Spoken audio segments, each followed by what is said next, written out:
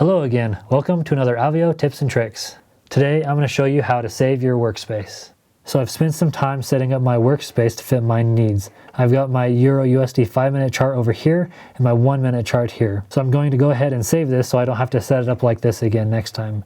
To do that, come up to the file icon, click and come down to save workspace. Now give your workspace a name. I'm going to call mine 1-minute and 5-minute charts.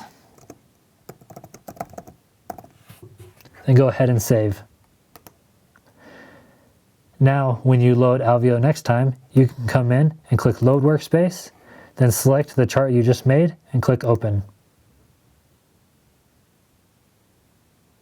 And there you go.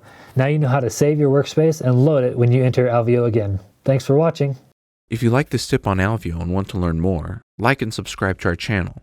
If you would like to understand more about Apiary Fund's proprietary trading platform, Alveo, Lucas holds an online class called Alveo Basic Training every Monday. Make sure to join him and get all your questions answered and get the most out of Alveo.